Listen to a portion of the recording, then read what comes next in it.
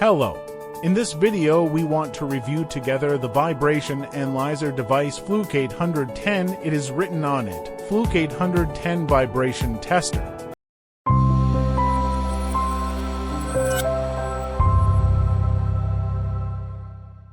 Well, all the components that are delivered to you at the time of purchase are shown in this image. The device itself, its cable, a 3-axis sensor which you can see has ZXY written on it, along with the adapter. I'll remove the adapter from the image since it doesn't have anything special.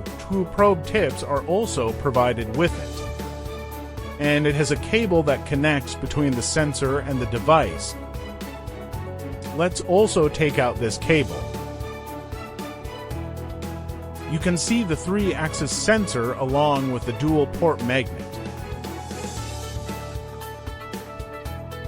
This is the tachometer. It's their laser RPM meter.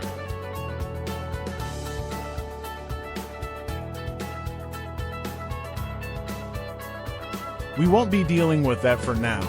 Now let's review the device itself.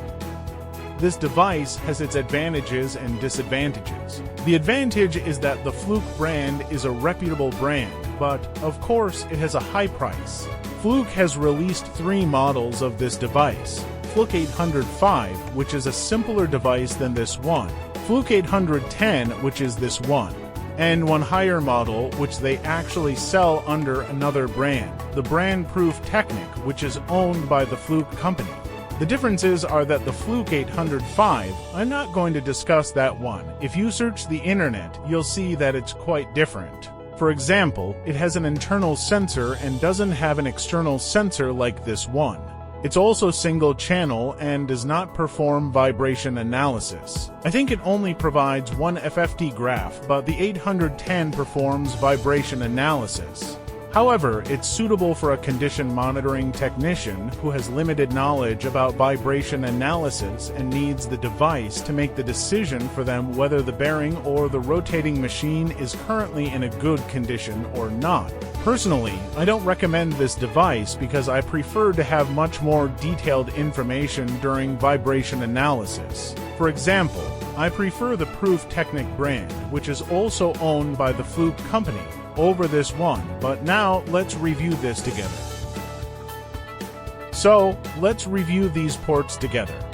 The 3-axis sensor connects here, a single-axis sensor connects here, and the connection to the computer and tachometer is made here.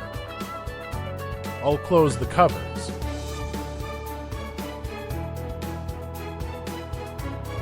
These 2 handles here are for the strap that is placed over the shoulder. Now let's review it from the back. This is the battery, and we don't need to deal with this part.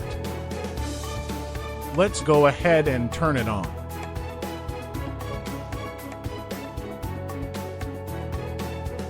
First, the issue that I personally have with this device is that, right now, this device that we have here, we are in the year 2025, and this unit was produced 10 years ago. It is quite slow. That is, as you can see, it moves between menus with significant lag. That's one of the issues it has, in my opinion.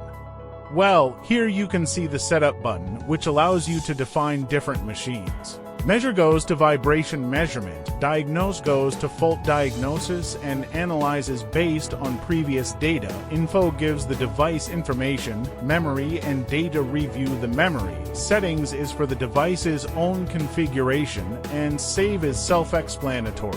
I go to setup and select it. I want to define a new machine. We must assign a name to it. Here we select, for example, the name Yekon.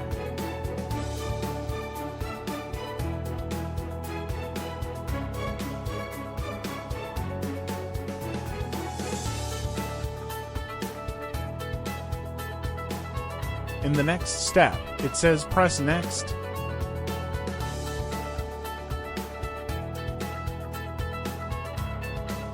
It asks for the type of machine. Is it an AC motor or DC?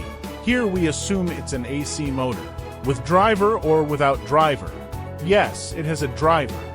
It asks for the RPM of the motor. Either you connect the tachometer to it right now so it reads the data, or you manually enter the RPM. I'll enter it manually now. For example, I'll enter 1000 revolutions per minute.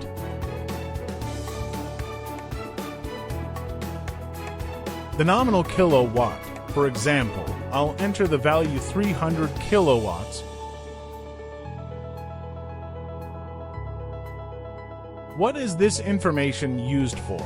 It takes this data and then, based on ISO standards, determines at what vibration level your machine is considered acceptable, at what level it counts as an alarm, and at what level it's considered danger.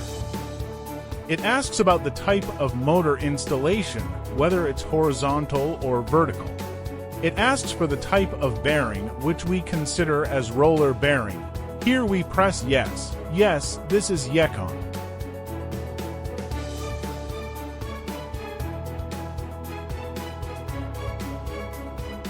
Now we can press the measure button here, or we can press exit if we want to exit.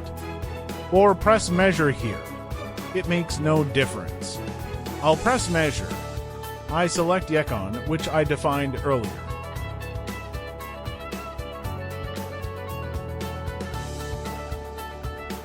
Yes, it says 1000 RPM.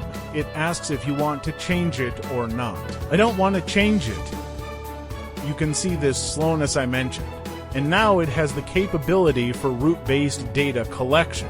It records data according to a defined route and path, which machine, which part of it. For example, the front of the machine, the first bearing or the last one. Now it asks me to connect the sensor. Well, now we'll connect the sensor together.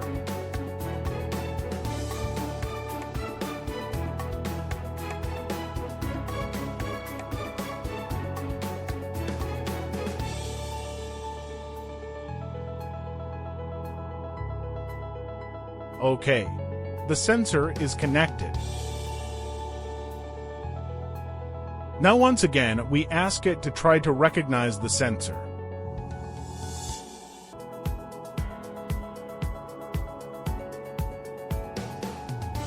Unfortunately, it takes a long time, perhaps because it's 10 years old. Maybe newer models don't have this slowness. It says new organization or location. Very well.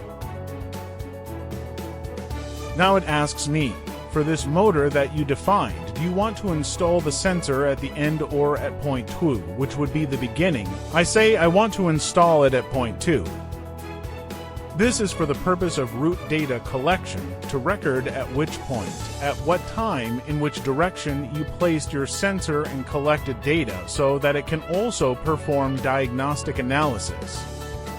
It asks, are you installing it vertically on the machine, from the side, or axially? Let's assume we're installing it vertically on the machine, meaning the sensor is mounted vertically like this. I'll assume it's installed this way, though I think mounting it this way might be better since I can show it better on camera. It asks whether the connector is aligned with the shaft or perpendicular to the shaft. Why? Because the X and Y axes are different. In this position, this side is the X-axis and that side is the Y-axis. Now, if I rotate the connector, the X and Y axes reverse. Asks these questions to understand how you have mounted the sensor. After that, it shows ready and we press the measure button.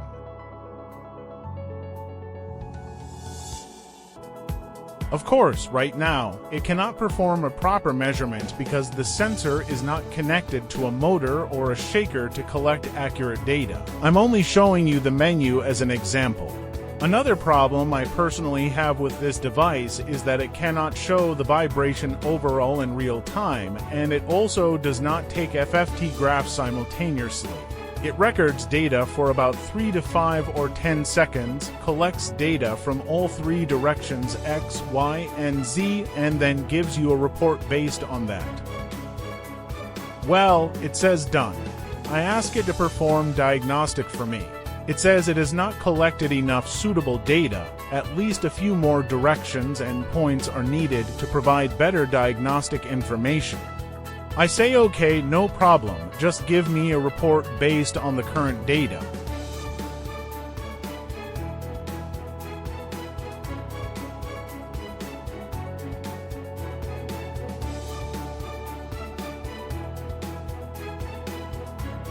Well, we can see it is processing, no problem detected.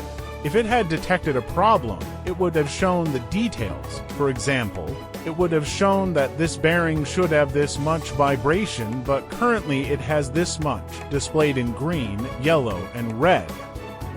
And if it remains in this condition, well, the vibration is almost zero. It will obviously say there's no problem since the vibration is so low. In summary, it doesn't display data in real time. This device is suitable for someone who doesn't have knowledge of vibration analysis. For example, someone who cannot interpret the FFT graph, because it provides the FFT graph only if it detects a problem with the bearing. If it concludes that your bearing has no issue, it won't even show you the FFT graph. It just says everything is fine and you don't need an FFT graph. It doesn't provide anything for balance either, and it doesn't include other detailed vibration analysis reports. That's all for this device.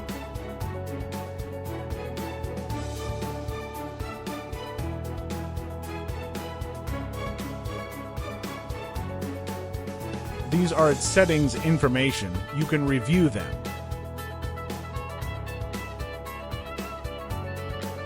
Overall, there isn't anything critical in this section, and you can check it yourself. And now we'll turn it off. Thank you very much for watching this video, and don't forget to like and subscribe.